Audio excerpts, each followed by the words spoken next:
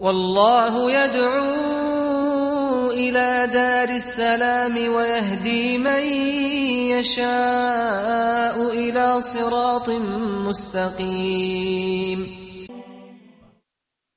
Bismillah, wassalatu wassalam ala Rasulillah, wabad. In the name of Allah, and peace and salutation be upon His last and final messenger Muhammad, peace be upon him.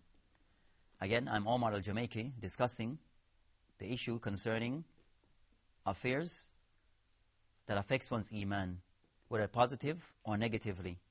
And we've been covering some aspect of those affairs that can affect one iman in a negative way. And the objective of this is to be aware of them so we can avoid them, or be aware of them and also try to protect ourselves from falling into these things. So of the things that can affect one iman negatively and cause our iman, our faith, to decrease, is falling and doing acts of bid'ah, acts that are innovated in Islam. So the Muslim, you have to ensure that he avoids actions that are not sanctioned by Islam. He has to ensure that acts of bid'ah, things that have been innovated in Islam, one must not fall into them, not do and participate in these actions. As the Prophet, peace be upon him, has said, Man amila amalan laysa li amruna fahuwa rad. That the one who does an action that is not from our action, it is rejected. So the person, the Muslim, he has to ensure that whatever he does is from those actions that are within the guidelines of Islam. That he's doing those actions taught by the Messenger, peace be upon him, without seeking to add anything to what we have been taught.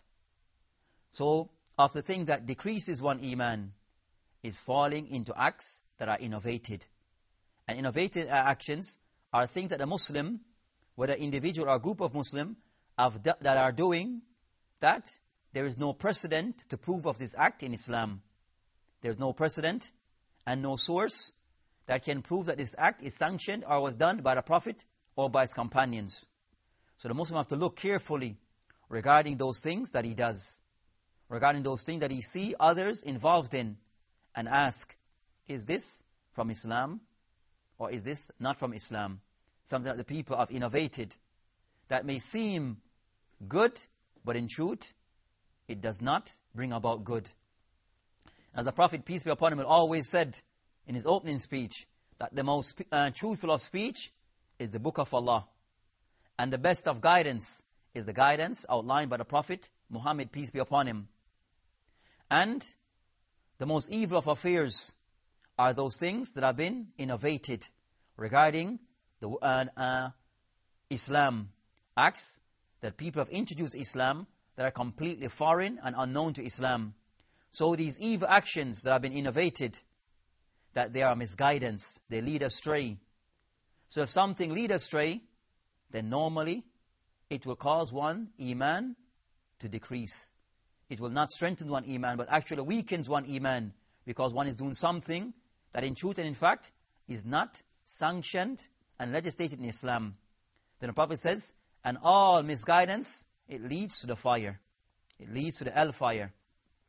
So a thing that one is involved in, or one may see others that are doing, that is not according to Islam, that is from innovative practices that a Muslim have fabricated regarding Islam, then this is something that have serious consequence, which is something of misguidance that will decrease the person's iman and not help his iman to nourish and to grow properly.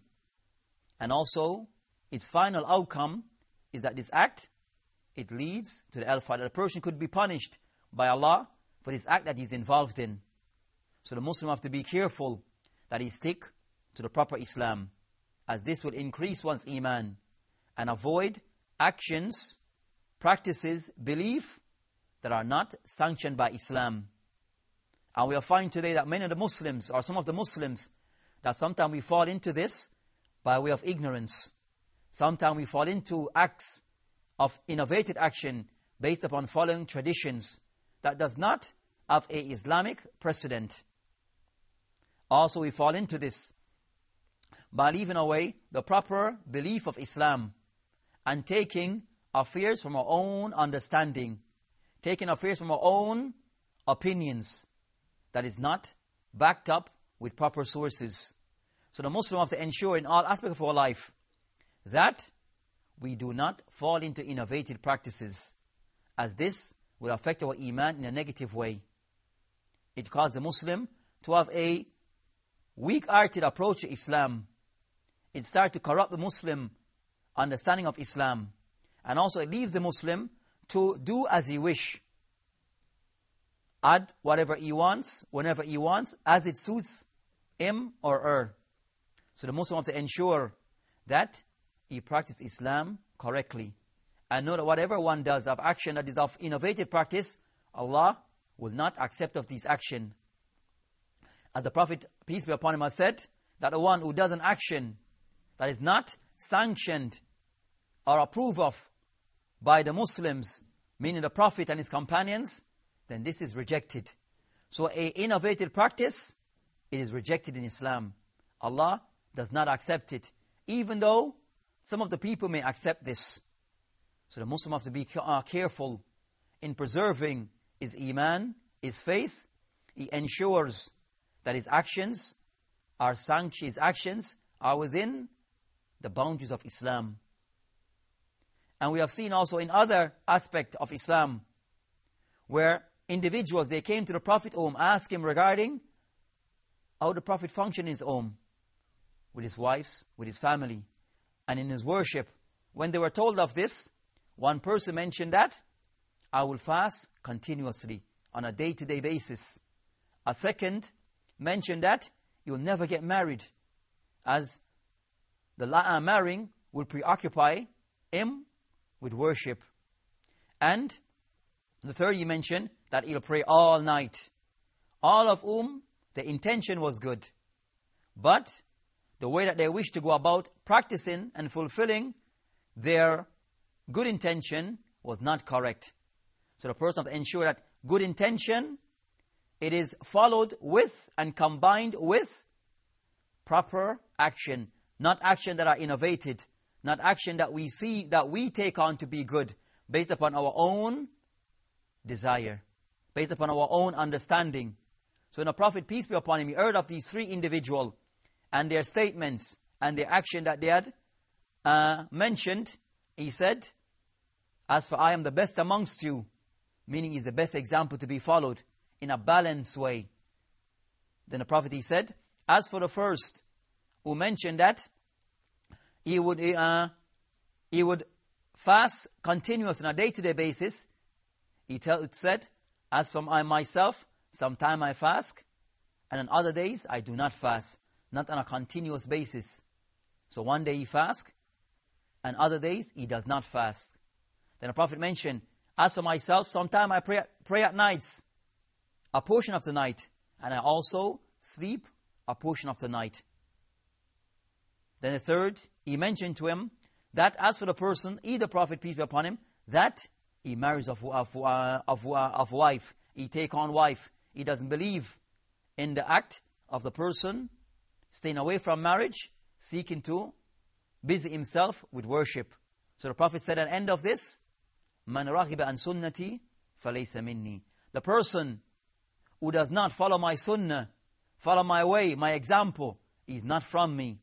So the Muslim have to take his Islam from the Prophet, peace be upon him, and not to follow actions that are not sanctioned and approved of by the Prophet, peace be upon him.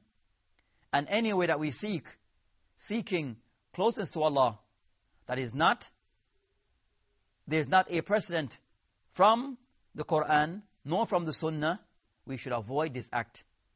And feel contented in following that which were taught in the Qur'an, and that which was mentioned in the Prophet's teaching. So with this, we learn of the things that can affect our iman in a negative way, falling into acts that are innovated.